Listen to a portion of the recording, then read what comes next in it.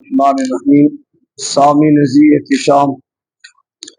اللہ کے فضل و کرم سے آج سورہ توبہ کی آخری آیاتوں کا درس ہے۔ ارشاد باری تعالی ہے وَإِذَا مَا أُنزِلَتْ سُورَةٌ نَظَرَ بَعْضُهُمْ إِلَى بَعْضٍ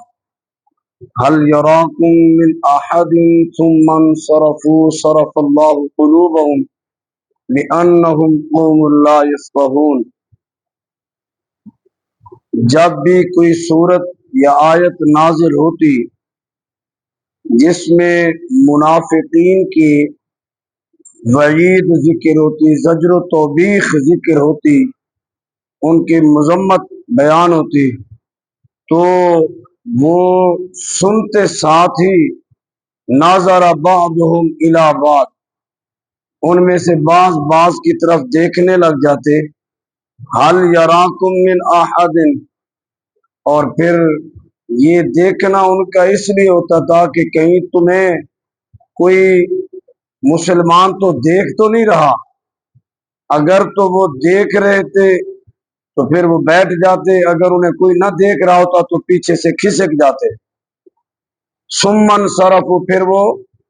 پلٹ جاتے، بجائے اس آیت سے عبرت حاصل کرنے کے، سننے کے، قبول کرنے کے اور اپنی آخرت سنوارنے کے، وہ منہ موڑ جاتے۔ تو اللہ فرماتا ہے صرف اللہ قلوبہم، اللہ بھی بندوں کا محتاج نہیں ہے، پھر اللہ نے ان کے دلوں کو ہی پلٹ دیا کہ ان کو ایمان کی دولت سے ہمیشہ کے لیے محروم فرما دیا۔ بِأَنَّهُمْ قَوْمٌ لَا يَفْقَهُونَ، بسبب اس کے کہ بے شک وہ ایسی قوم ہے جو سمجھ نہیں سکتے۔ لَقَدْ جَاءَكُمْ رَسُولٌ مِّنْ أَنفُسِكُمْ عزیز، تحقیق تمہارے پاس تم ہی میں سے عظیم رسول تشریف لائے، جن پر تمہارا مشقت میں پڑنا گراں گزرتا ہے۔ حریص علیکم بالمؤمنین، وہ تو مومنین پر بھلائی بہت زیادہ چاہنے والے ہیں، ان پر مہربان ہیں اور رحمت فرمانے والے ہیں۔ یہ آیت مبارکہ نبی کریم صلی اللہ علیہ وسلم کی ولادت باسعادت کی تشریف آوری کا تذکرہ اس میں، میلاد مصطفیٰ کے ثبوت کی یہ آیت جو ہے استدلال کا محل ہے، اس میں حضور کی آمد کا ذکر ہے۔ لقد جاءکم رسول من انفسکم، اے اہل عرب، تحقیق تمہارے پاس تمہیں میں سے عظیم رسول تشریف لے آئے، جن پر تمہارا مشقت میں پڑنا بہت گراں گزرتا ہے، وہ تمہارے لیے بھلائی چاہنے میں انتہا کو پہنچنے والے ہیں، یعنی جتنا ممکن ہے حضور نبی کریم علیہ السلام اپنی امت کے لیے، مومنین کے لیے بھلائی چاہتے ہیں۔ پھر فرمایا رؤوف الرحیم، وہ امت پر مہربان بھی ہیں اور رحمت فرمانے والے ہیں۔ حضرت عباس رضی اللہ تعالی عنہ سے روایت ہے، نبی کریم علیہ السلام نے ارشاد فرمایا کہ اللہ رب العزت نے ساری مخلوق کو پیدا فرمایا تو مجھے بہترین مخلوق میں رکھا، پھر بہترین مخلوق میں سے قبائل بنائے تو مجھے بہترین قبیلے میں رکھا، اور پھر خاندان بنائے تو مجھے بہترین خاندان میں رکھا، پھر ان میں سے بھی سب سے زیادہ بہتر مجھے بنایا۔ تو حضور نبی کریم صلی اللہ علیہ وسلم کی عظمت اور شان، یعنی یوں کہا جا رہا ہے اے اہل عرب، حضور پر نور شافع یوم النشور، وہ عظیم رسول تمہارے درمیان تمہیں میں سے تشریف لائے، جن کا نسب و حسب بھی عالی، جن کا زہد و تقوی بھی سب کے سامنے عیاں، صدق و امانت کی گواہیاں تم خود دے رہے ہو، اور جن کے اخلاق حمیدہ پر قرآن ناطق ہے، جن کی عظمت اور شان سید الانبیاء والمرسلین ہیں، وہ تمہارے درمیان تشریف لے آئے ہیں۔ اب تم پر لازم ہے کہ تم دائیں بائیں ادھر ادھر کی باتیں چھوڑو، اس محبوب علیہ السلام کے دامن کے ساتھ وابستہ ہو جاؤ۔ اور ان کی عظمت اور شان کیا ہے؟ من اطاع فقد اطاع اللہ، جس نے بھی ان کی فرما برداری کر لی، جس نے ان کی اطاعت کر لی، اس نے اللہ کی اطاعت کی، اللہ کی فرما برداری کی۔ من عصاہ فقد عصاہ، جس نے اس رسول کی نافرمانی کی، اس نے گویا کہ اللہ کی نافرمانی کی۔ اور جو شخص اللہ کی نافرمانی کرے پھر وہ اس کا جو ہے انجام جہنم ہے، اللہ کی پناہ ہو۔ تو حضور نبی کریم صلی اللہ تعالی علیہ وآلہ وسلم کی اس آیت مبارکہ کے اندر جو شان بیان ہوئی، اب ان مختصر لمحات میں وہ کما حق ہو بیان کرنا اس درس کے مختصر دورانیے میں وہ ممکن ہی نہیں۔ ہر لفظ حضور علیہ السلام کی عظمت میں سمندر کو سموئے ہوئے ہے۔ ایک ایک لفظ عزیز علیہ ما عنتم حریص علیکم بالمؤمنین رؤوف رحیم، یہ حضور کی صفات ذکر ہو رہی۔ اس آیت مبارکہ کے برکات دیکھیں، یہ بزرگوں کا وظیفہ رہا ہے۔ ہر فرض نماز کے بعد سورہ توبہ کی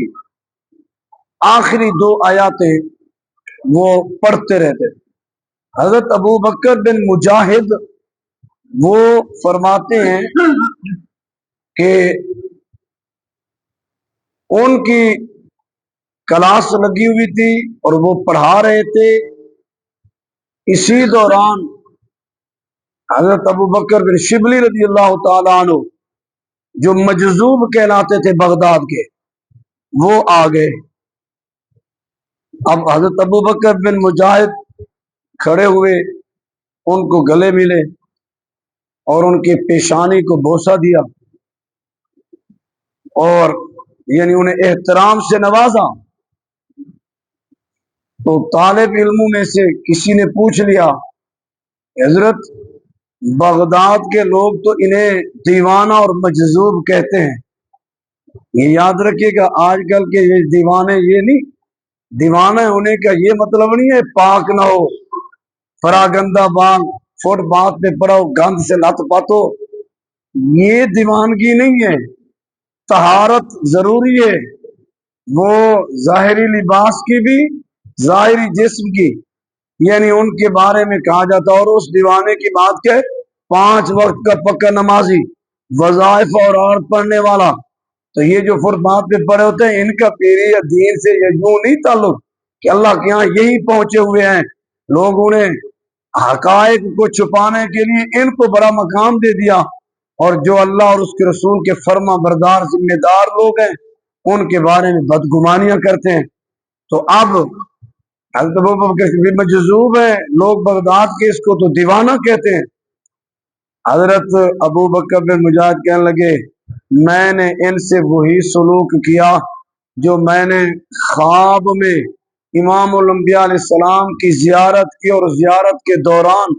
حضور علیہ السلام کو ان کے ساتھ یہی کرتے ہوئے دیکھا ہے۔ اب بھی حضرت ابو بکر شبلی رضی اللہ تعالی عنہ سامنے آ رہے ہیں، حضور نبی کریم علیہ السلام قیام کی حالت میں جلوہ گر ہیں، کھڑے ہیں، اور جب وہ آئے حضور علیہ السلام نے انہیں گلے ملے اور ان کی پیشانی پہ بوسہ دیا۔ تو کہتے ہیں جیسے ہی تم نے مجھ سے سوال کیا ہے اور یہی سوال میں نے بارگاہ رسالت مآب صلی اللہ علیہ وسلم نے پیش کر دیا، کیا رسول اللہ صلی اللہ علیہ وسلم بغداد میں اسے تو لوگ دیوانہ کہتے ہیں اور سادہ آدمی کہتے ہیں، تو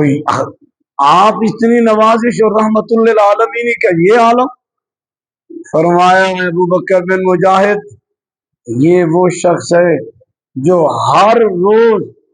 ہر نماز کے فرضوں کے بعد یہ میری صفات اور شانوں کے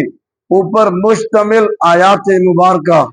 ان کی تلاوت کرتا ہے، وہ یہی آیت لقد جاءکم رسول من انفسکم عزیز علیہ ما عنتم حریص علیکم بالمؤمنین رؤوف الرحیم فإن تولوا فقل حسبی اللہ لا الہ الا هو علیہ توکلت وهو رب العرش العظیم۔ یہی دو آیاتیں ہر فرض نماز کے بعد مجھ پر پڑھتا ہے، ایک مرتبہ پڑھ کر، دو مرتبہ پڑھ کر، پھر مجھ پر 3 مرتبہ یہ درود بھیجتا اور پڑھتا ہے۔ ایک روایت میں تو یہ لفظ آتے ہیں کہ وہ حضور نبی کریم علیہ السلام نے فرمایا جب 2-3 مرتبہ مجھ پر درود پڑھ لیتا ہے، آخر میں پھر ان الفاظ سے مجھ پر درود پڑھتا ہے، صلی اللہ علیہ یا محمد، صلی اللہ علیہ یا محمد، یہ 3 مرتبہ کہتا ہے۔ تو یہ اس آیاتوں کے پڑھنے کی برکات ہیں اور وظیفے کی برکات ہیں کہ جو آدمی فرض نماز کے بعد ان 2 آیاتوں کو اپنا وظیفہ بنا لے اور پھر 3 مرتبہ حضور پر درود و سلام بھیجے تو حضور نبی کریم علیہ السلام اسے کتنی محبتوں سے نوازتے ہیں، اس کا اندازہ اس واقعے سے بیان کیا جا سکتا ہے، سمجھا جا سکتا ہے۔ تو اللہ تبارک و تعالی ہمیں بھی ان آیاتوں کو اپنا وظیفہ بنانے کی توفیق نصیب فرمائے۔ اور آخری آیت فَإِن تَوَلَّوْا فَقُلْ حَسْبِيَ اللَّهُ، اے حبیب اگر یہ لوگ پھر جائیں دین کی طرف، آپ کی رغبت دلانے کے باوجود یہ نہ آئیں، واپس پلٹ جائیں، تو آپ غمگین نہ ہوں، آپ کے دلاسے کے لیے فقل آپ کہہ دیجئے حسبی اللہ، مجھے اللہ کافی ہے، لا الہ الا ہو، نہیں ہے کوئی معبود مگر وہی، علیہ توکل، تو میں نے اسی پر بھروسہ کیا، وہ رب العرش العظیم، اور وہی عرش عظیم کا رب ہے۔ تو اس آیت مبارکہ کے اندر یہ جو آخری جملے ہیں حسبی اللہ لا الہ الا ہو علیہ توکلت وہو رب العرش العظیم، حضرت سیدنا ابو دردہ رضی اللہ تعالی عنہ سے روایت ہے، فرماتے ہیں کہ نبی کریم علیہ السلام ارشاد فرما